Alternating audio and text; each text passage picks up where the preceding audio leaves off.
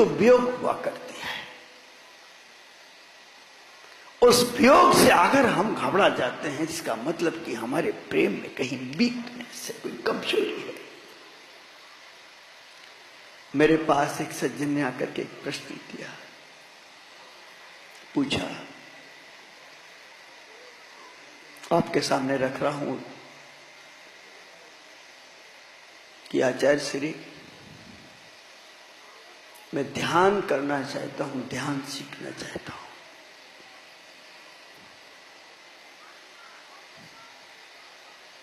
मैंने उससे पूछा कि तुमने अपनी जिंदगी में कभी किसी को प्यार किया है? बोला, आचार्य श्री मैं तो आपसे ध्यान की बात कर रहा हूं, आप मुझसे प्रेम की बात कर रहे हैं। वो शर्मा सा गया, उसने सिर को नीचे कर लिया। बोला, आचार्य श्री मैं ध्यान सीखना चाहता हूं, ध्यान की कला जानना चाहता हूं। तो मैंने फिर उससे पूछा, तुमने किसी को प्यार किया है? फिर उसकी आंखें नीचे झुकी। उसने तीसरी बार मुझसे कहा, आचार्य श्री मैं आपसे ध्यान सीखना चाहता हूं, मैंने आपसे एक प्रश्न पूछा है, क्या कभी आपने किसी को प्यार किया? तो शर्मा के उसने निगाहें नीचे की, बोले, इन लोगों को हटा दीजिए। मैंने उन लोगों से कहा कि आप बाहर चले जाएं। एक संत और एक डॉक्टर दोनों बराबर होते हैं, क्योंकि डॉक्टर को जब मरीज को देखना होता है तो वह पर्दा, हरे रंग का पर्दा डाल देता, भीतर टेबल पे ले जा करके देखता है। कोई कमजोरी दूसरों के सामने नहीं रखी जा सकती है, और जो दूसरों की कमजोरियों को दूसरों के सामने रख, अपनी दूसरों की कमजोरियों को दूसरों के सामने रख देते हैं, वे संसार के सबसे कमजोर, नपुंसक और अज्ञानी जीव हुआ करते हैं। दूसरों की अच्छाइयों को दूसरों के सामने रखने वाला ज्ञानी होता है, परमात्मा का प्रेमी होता है, संत का प्रेमी होता है। मैंने फिर उससे पूछा, तुमने किसी को प्रेम किया? बोले, किया है। किससे किया? बोले, शर्म आती है बताने में।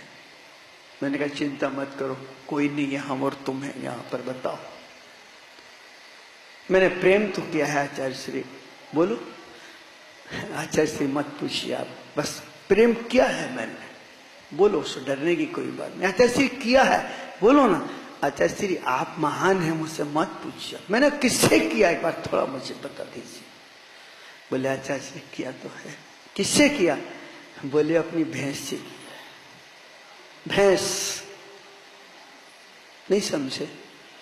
मैंने प्रेम तो किया है, लेकिन अपनी भैंस से किया। मैंने, ठीक है, अगर तूने अपनी भैंस से प्रेम किया तो इस कोने में आकर के बैठ जा, और आज तू 1 घंटे तक अपनी भैंस का ध्यान लगा। आप सच मानिए इस बात को। वो भैंस के ध्यान में इतना गहरा उतर गया, इतना गहरा उतर गया कि थोड़ी देर में भैंस की जैसी आवाज निकल गई बुलाने की, रंभाने की। मैंने कहा, ठहर। बोले, क्यों? मैंने कहा, तू ध्यान कर सकता, अगर तू भैंस को प्रेम करके भैंस हो सकता है तो परमात्मा को प्यार करके तू परमात्मा हो सकता है। कोई बड़ी चीज नहीं है। जिस व्यक्ति को जो होना पड़ता है उसके उसी के रूप आचरण करना पड़ता है। मुझे महावीर बनना है तो मैंने अपने आप को महावीर के जैसा ढाल लिया है।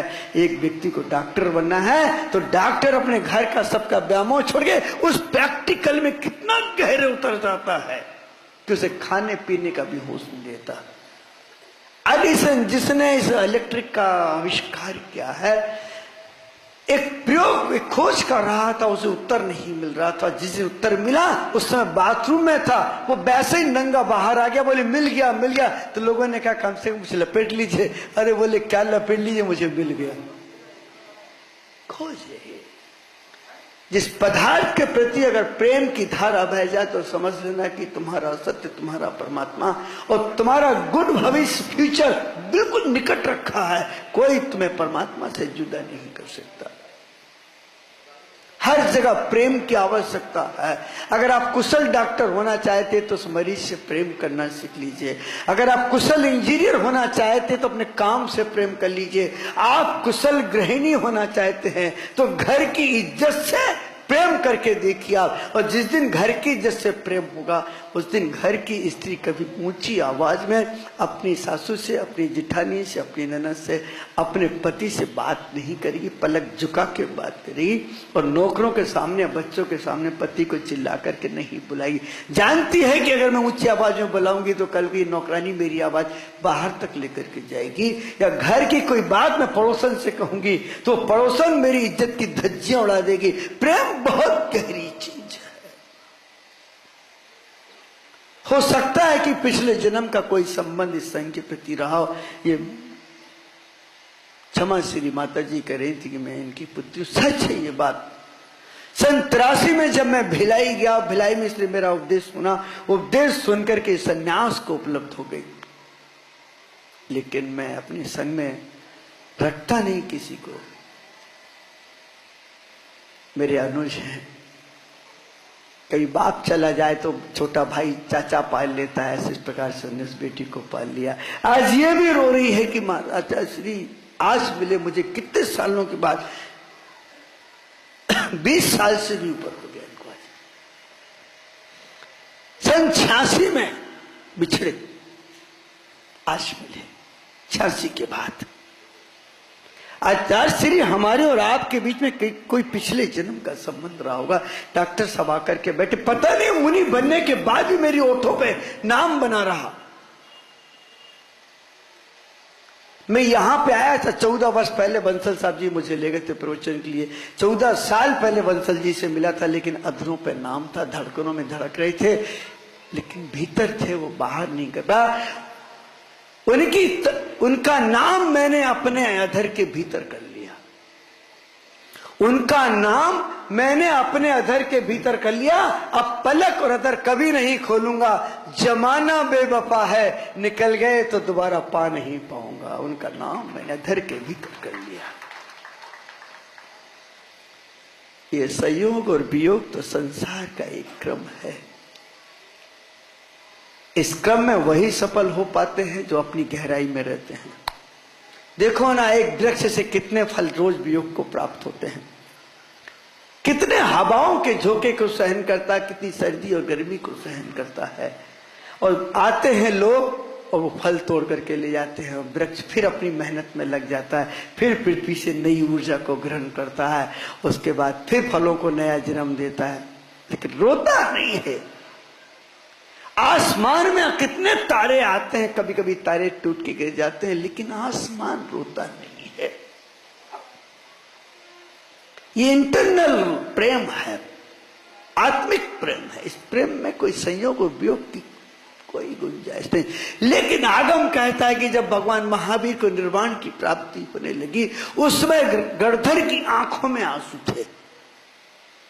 भगवान महावीर से विनय पूर्वक कहा कि भगवान, आप तो यहां से अब निर्वाण को प्राप्त कर रहे हैं, आपका खाली कुछ घंटे शेष है, प्रभु खाली इतना उत्तर दे दे कि हम भक्तों का अब क्या होगा। इसके बाद तो अब तीर्थंकर नहीं होंगे, आप अंतिम पायदान पर बैठे हैं, और मुझे केवल ज्ञान की प्राप्ति कब होगी। जब महावीर की दिव्य ध्वनि के माध्यम से उत्तर मिला, जिस दिन मेरे प्रति तेरा राग खत्म होगा, उसी क्षण तुझे केवल ज्ञान की प्राप्ति हो जाएगी। लेकिन एक शुभ राग और एक अशुभ राग, शुभ राग भी चेतना के पास तक जाने में बाधक तत्व है। संत तो उस पंडित की तरह होते हैं कि लड़के और लड़की की कुंडली मिला देते हैं, मंत्र उच्चारण कर देते हैं, दोनों का बंधन करा देते हैं, शादी करा देते हैं।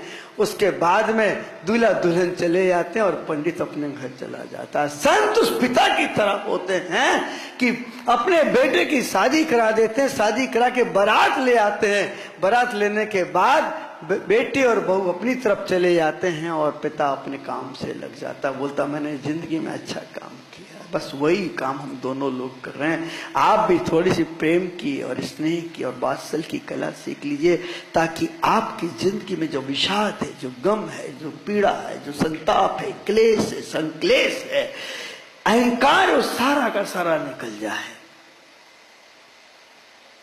क्या मिलेगा इनसे हमें? मैं आपसे पूछ रहा हूं, जिस क्रोध को आप कर रहे हैं, जिस मान के सहारे आप चल रहे हैं, जो द्वेष को आपने पाल रखा है, जिस माया का आलिंगन कर रखा है, वो तुम्हें क्या देखी जाएगी? सिर्फ अपयश और शमशान की धूल। एक बार आदमी की